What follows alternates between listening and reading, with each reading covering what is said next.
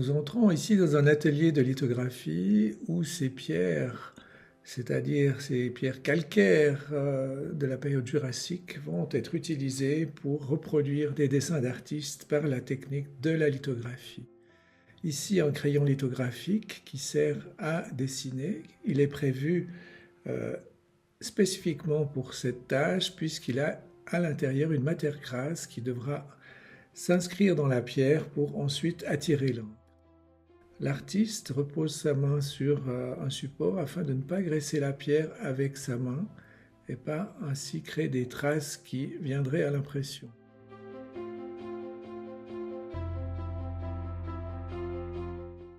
Pour préparer le papier, contrairement aux imprimeries où on utilise des masticots, artisanalement, on va garder un bord de papier déchiré pour donner au papier toute son... qu'on puisse sentir la main du papier. Alors, il y a des côtés à la queue avec une barbe et des côtés déchirés. Donc là, la première étape sera de plier le papier sans le casser, en l'alignant du mieux possible, puisque le bord est irrégulier, on va presser. Et ensuite, on va couper avec un couteau peu aiguisé, de manière à couper, mais pas d'une manière très franche, d'une manière un peu déchirée. Quand on veut mettre un papier à un autre format qu'un demi ou un quart, on peut ce qu'on appelle le sabrer à l'aide d'une règle. Donc là, même principe, il faut trouver le bon angle quand on va tirer sur le papier pour que le papier se déchire régulièrement le long de la règle. On peut mettre des cales pour faciliter le travail et qu'il soit plus précis.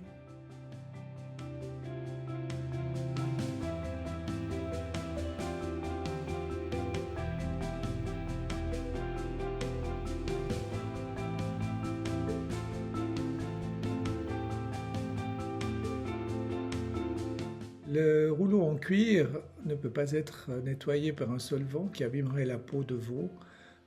Donc on va le racler avec une spatule. Ensuite on va préparer l'encre, on va la malaxer pour lui donner plus d'homogénéité. Parfois on mélangera deux peaux, une encre dure, une encre souple pour trouver la consistance qui sera adaptée au travail qu'on va réaliser. On étale une piste régulièrement sur l'encrier et puis on va tourner en donnant chaque fois une petite impulsion avec le poignet pour bien mélanger l'encre.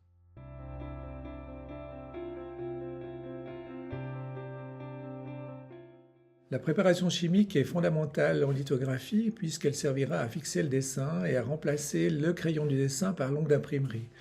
Donc on aura soin de préparer une solution de gomme arabique et d'acide nitrique dont on vérifiera le pH à l'aide de papier réactif. C'est la meilleure manière de contrôler qu'on a une préparation ni trop forte ni trop faible par rapport au dessin qui est réalisé. On peut aussi préparer des solutions à l'avance et dans des bouteilles de manière à les utiliser régulièrement.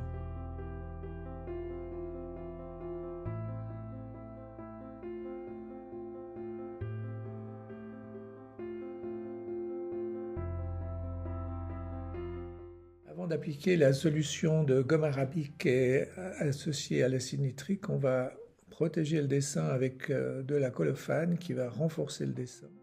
On la laissera agir quelques instants pour qu'elle puisse être bien s'imprégner. On la retire soigneusement et ensuite on va mettre du talc qui permettra à la gomme arabique qui a été diluée à l'eau de bien se diffuser sur les parties grasses du dessin. On applique ensuite la solution de manière la plus rapide et régulière possible sur toute la surface de la pierre. Elle peut se faire au pinceau ou à l'éponge.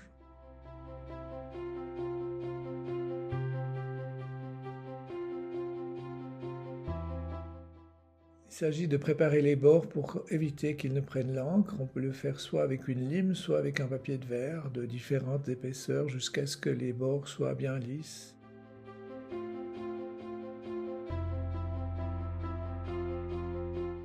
On peut corriger les parties qui auraient tendance à prendre avec une pierre ponce. Ici, c'est en combinaison avec la gomme, mais on peut aussi le faire simplement avec de l'eau. Voilà, la pierre ponce va aussi un peu polir les bords, donc aussi favoriser l'essuyage de l'encre pendant l'impression.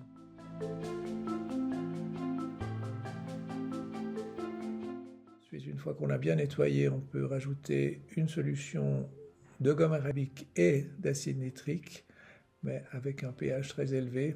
On voit que ça mousse légèrement, donc on dégraisse bien, on prépare bien ce bord de pierre. On peut répéter l'opération plusieurs fois.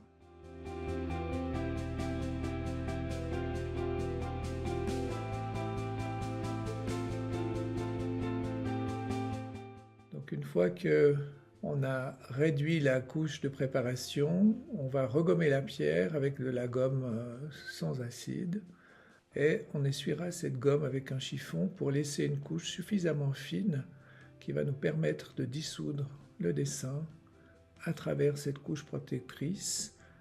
Donc cette couche protectrice de gomme se dissout à l'eau mais pas au solvant et on va le voir avec la térébenthine, on pourra enlever le dessin sans abîmer les parties non dessinées de la pierre.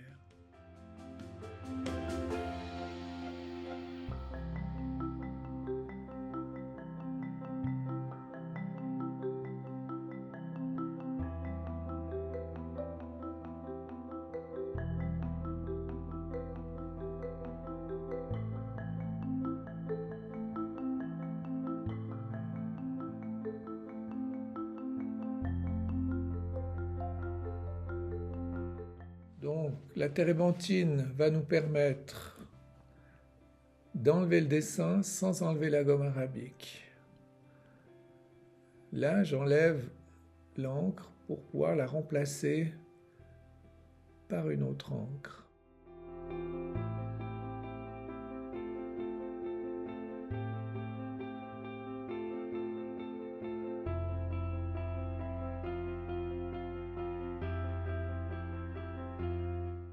Une fois qu'on a enlevé à la térébenthine, on peut renforcer le dessin avec différents produits comme du bitume de JD.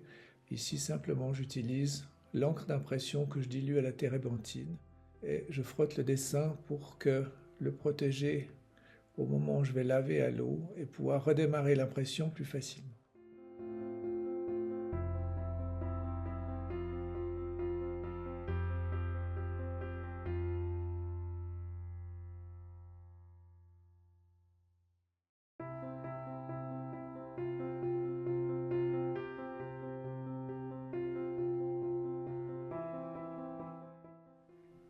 Il faudra mouiller la pierre régulièrement avec une éponge plutôt bien mouillée et enlever le surplus d'eau avec une autre éponge pour éviter que le surplus d'eau n'abîme l'encre du rouleau.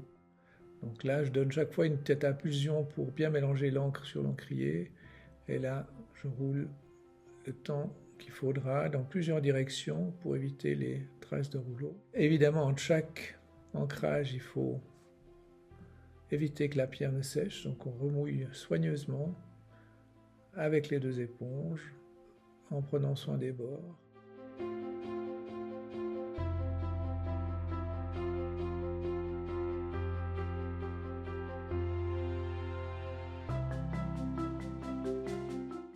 Si possible, ancrer dans différents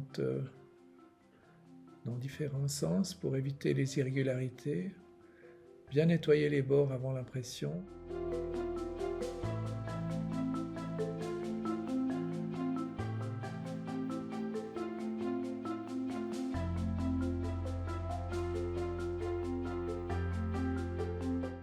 Alors après avoir bien nettoyé les bords, là j'ai mis un dispositif pour pouvoir marger mon papier qui est plus grand que la pierre et ça me permet de le poser en margeant juste. On dépose un élément qui glisse bien sur la pierre avec un élément glissant qui est ici du Sindou qui ne va pas attaquer le plastique. On règle la pression de manière à l'adapter à chaque pierre et on aura préalablement mis des repères sur le bord de la presse pour partir et s'arrêter au bon endroit par rapport à la pierre. Alors on enlève délicatement la feuille suivant la tension de l'encre pour que toute l'encre vienne bien sur le papier. Et ensuite, on va à nos premières épreuves pour définir un bon à tirer qui sera l'épreuve de référence pour le tirage.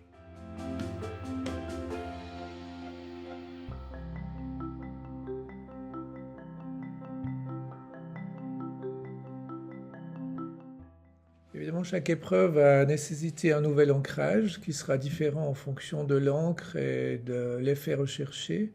En général, un premier ancrage permet de dégager l'image, un deuxième permet de donner un peu plus d'encre et un troisième permet de finir délicatement l'image. Donc là, je place mon repère, je pose la feuille, je rajoute un peu de l'élasticité à la pression, je m'arrête au bon endroit, je mets la pression et je remets la graisse au bon endroit.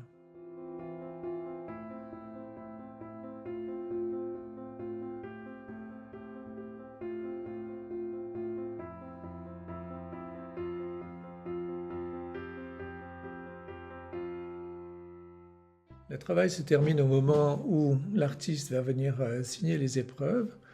Donc on va préparer le tirage pour le présenter à l'artiste. En général, on écartera les épreuves trop claires ou trop foncées. On gardera les meilleures et on les numérotera sur le nombre total d'exemplaires. Par exemple, 25 sera le nombre total et chaque exemplaire aura un numéro différent. On placera à gauche en bas de l'image la numérotation et à droite la signature. On peut également ajouter l'année de production, au centre le titre ou parfois au dos.